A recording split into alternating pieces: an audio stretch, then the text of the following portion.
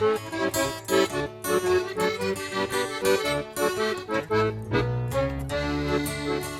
historic Vandenberg Hotel stands on the northern side of Victoria Square and has a fascinating history, both of place and people.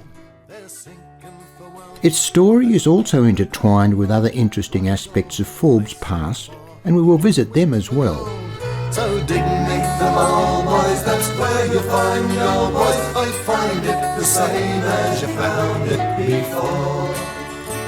The rock of the When Jewish merchant Levi Vandenberg came to Forbes in the early 1860s, our gold rush town was basically a tent city with a population approaching 30,000 people.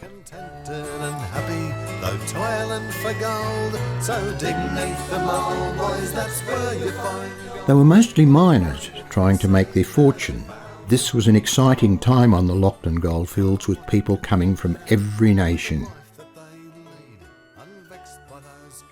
Levi purchased the then Courthouse Hotel in 1861, and at that time it was only a small wooden building.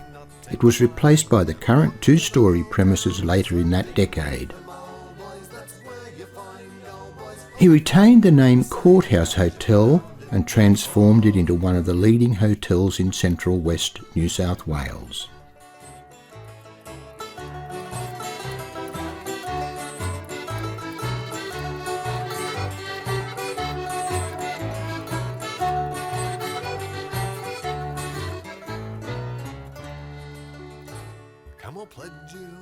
A newspaper advertisement from 1875 had this to say: Courthouse Hotel Forbes, L. Vandenberg proprietor.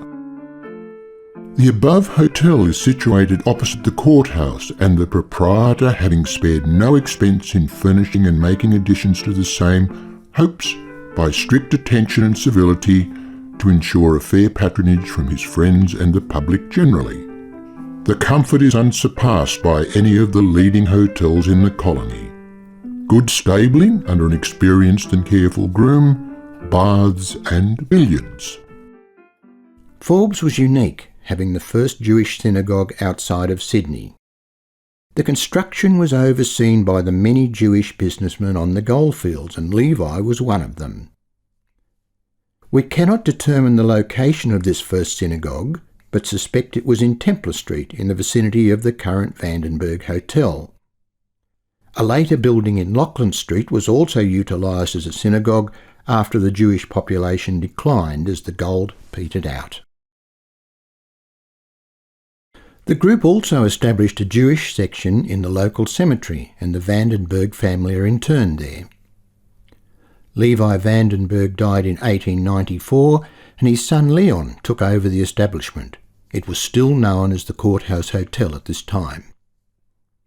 The hotel was renamed the Vandenberg in 1904 by the new purchaser, Mr. F. A. Gilder, in recognition of the 42 years that the Vandenberg family had owned the establishment.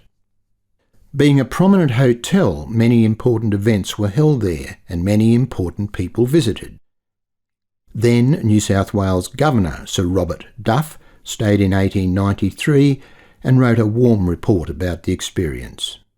I stayed at the Vandenberg Hotel on Monday, December 18, and was much pleased at the manner in which the hotel was conducted, and I was quite comfortable.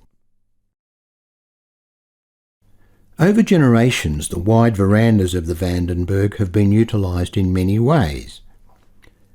A newspaper report tells of a local who would dance on the magnificent front veranda, much to the consternation of the proprietor.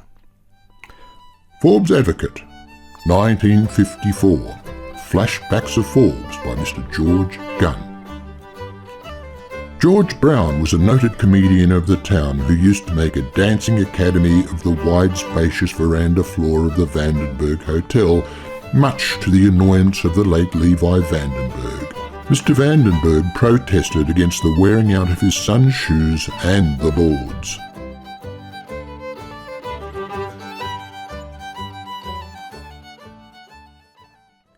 The father of Federation, Sir Henry Parkes, enjoyed the van hospitality on several occasions, and made a speech to the assembled Forbes multitude from the hotel veranda, which was well reported by the media of the day. Daily Telegraph, Sydney, Friday 2nd of September 1887. This afternoon the Premier addressed a large meeting from the balcony of the Courthouse Hotel. Sir Henry Parkes was received with cheers and said that it was not his intention to say anything particular about Forbes, but what he wished to say was not simply to them, but to the people of this colony, and he desired, as briefly as he could. One remarkable thing he had discovered since his arrival in the district was that they had a jail and did not know what to do with it. If they ever had badly conducted people amongst them, the erection of the jail must have frightened them all away. He would advise them to take the inside walls out and convert it into a ballroom. So, all in all, Sir Henry did not really have much to say to Forbes. Over the years, the Van, as it became known, had its ups and downs, surviving the years of 6 o'clock closing, or the 6 o'clock swill as it was better known, and SP bookies also operated from the back parlour of the hotel before the days of legalised gambling. A few even got caught. Historical brewery records also indicate that the hotel fell into disrepair and was nearly condemned at one stage. The occupants also strongly resisted a push to remove the beautiful verandas in the 1960s. Thank goodness it has survived in the magnificent building and its stories remain today. In recent years, the Vandenberg has undergone much maintenance and renovation, and again takes its position as one of the leading hotels in central west New South Wales. Renowned for its great meals and entertainment, it is still one of the social hubs of Forbes and is well worth a visit.